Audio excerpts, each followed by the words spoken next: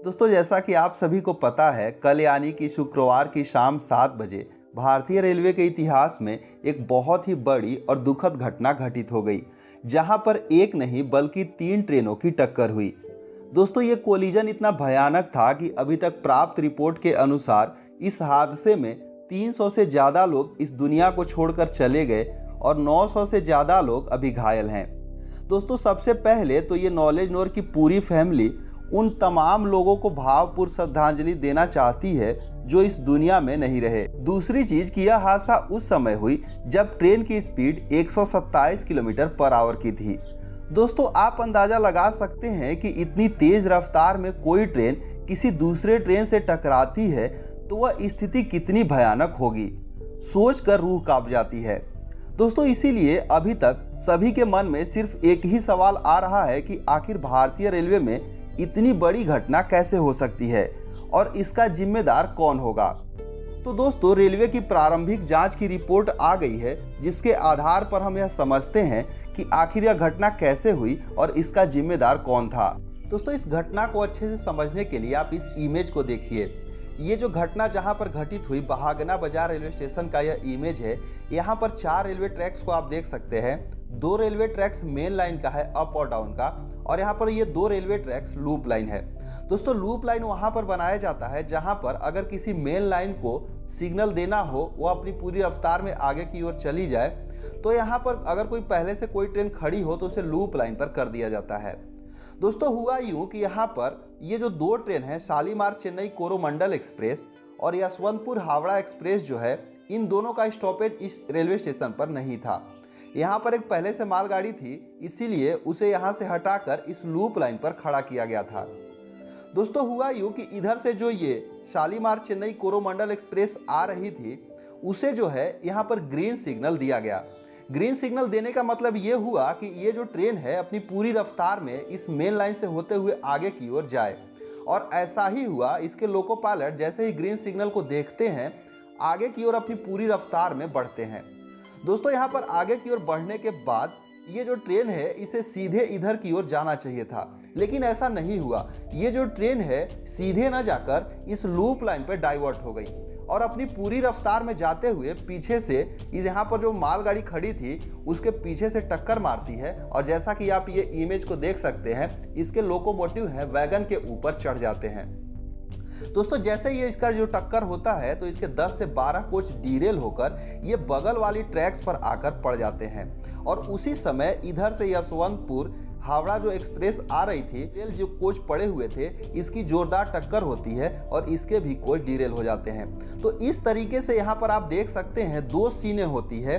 एक यहाँ पर इस वाले ट्रेन के लोको पायलट को कुछ भी नहीं पता होता है कि पहले से हमारा ट्रैक्स जो है जाम है डीरेल पड़े कोच से, और ये अचानक से आते हैं और उसे हिट करते हैं। और इसमें बैठे लोको पायलट को ये चीज़ें नहीं पता होती है कि हम यहाँ से लूप लाइन में डाइवर्ट हो जाएंगे। वो तो अपनी ये जो मेन लाइन को सोचते हुए पूरी रफ्तार में आगे की ओर बढ़ते हैं। तो दोस्तों, प्रारंभिक जांच में ये बताया गया कि यहाँ पर जो लोको पायलट को ग्रीन सिग्नल दिया गया, तो दोस्तों दिया तो गया, लेकिन बोला ये जा रहा है कि बाद में उसे वापस ले लिया गया। यानी कि ग्रीन सिग्नल को देकर उसे वापस ले लिया गया। वापस लेने के बाद ये चूंकि जो है ग्रीन सिग्नल को देखते हैं तो आगे बढ़ जाते हैं, लेकिन इनके पास ये चीज़ें नहीं पता चल पाती कि उस सिग्नल को वापस लिया गया है।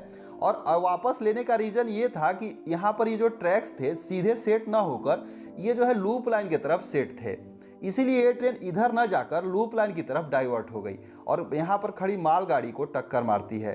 तो दोस्तों, यहाँ पर सिग्नलिंग का बहुत बड़ा फॉल्ट जो है सामने आ रहा है, जिसमें ये चीज़ें बताई जा रही है कि आखिर इस सिग्नल को ग्रीन क्यों दिया गया अगर ये ट्रैक्स जो है सीधे सेट नहीं थे। तो ये चीज़ें अभी जांच का विषय बना हुआ है। इसके ऊपर जो चीज़ें आएगी तो सबसे बड़ा फॉल्ट यहाँ पर यही माना जा रहा है, या फिर यहाँ पर ट्रैक्स में कोई प्रॉब्लम हो जो कि इधर जो है सेट ना होकर इस तरफ लूप लाइन की तरफ सेट हो गया।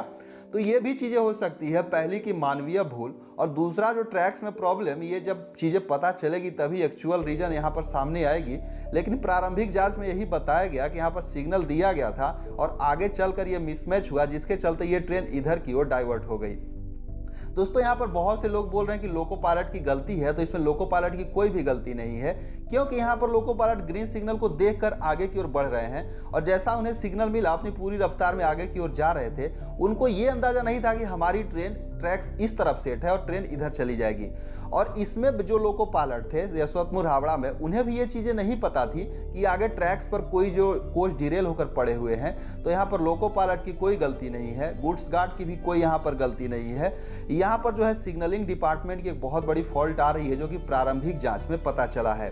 दोस्तों दूसरी चीज़ ये भी लोग बोल रहे हैं कि अगर कवच होता तो यहाँ पर ये जो है घटना को रोका जा सकता था। तो दोस्तों सबसे पहले तो आप यह जान लीजिए कि कवच सिस्टम होने से भी इस घटना को नहीं रोका जा सकता था, क्योंकि अगर यहाँ पर कवच लगा भी होता तो कवच जो है पहले से कोई यहाँ पर कोच जो है डीरेल होकर ट्रैक्स पर पड़े हुए हैं तो कवच उसे डिटेक्ट नहीं करता है। दोस्तों कवच वहां पर काम करेगा कि अगर एक ट्रेन पर यहाँ पर कोई ट्रेन जा रही है और इधर सामने से कोई दूसरी ट्रेन आ जाए, तब यहाँ पर कवच उसे डिटेक्ट करके ब्रेक अप्लाई करेगा, या फिर पीछे से कोई ट्रेन आ रही हो सेम ट्रैक्स पर, तब कवच उसे डिटेक्ट करेगा। क्योंकि कवच जो सिस्टम लोकोमोटिव और पीछे के साइड में लगाया गया है, जहां से वह सिग्नल को भेज कर ये काम करता है। बीच में कोई बड़ा ऑब्जेक्ट समझ लीजिए कि कोच पड़ा हुआ है या कुछ भी हो, तब यहाँ पर कवच वो काम नहीं करेगा। दूसरी चीज़ कि यहाँ पर अगर ये जो है अगर ये जो कोरोमंडल एक्सप्रेस की बात करें तो यहाँ पर ये जो है ट्रेन के लिए इधर मेन लाइन पे ट्रैक सेट थे, तो मेन लाइन पे जो है यहाँ पर कोई दूसरी ट्रेन इधर से नहीं आई थी, इसलिए यहाँ पर भी कवच काम नहीं करता। यहाँ पर ट्रेन जो है पीछे से, चूंकि रास्ता तो इसका ये था लेकिन चली इधर गई, इसलिए यहाँ पर जो है अपनी पूरी रफ्तार में जाते हुए पीछे से टकराई। तो इस तरीके से कवच का यहाँ कोई खास प्रभाव नहीं पड़ता। ये सिचुएशन ही अलग थी, जो कि सिग्नलिंग डिपार्टमेंट की गलती सामने आई है। बाकी जब पूरी रिपोर्ट आएगी तो इसके ऊपर एक और वीडियो बनाएंगे।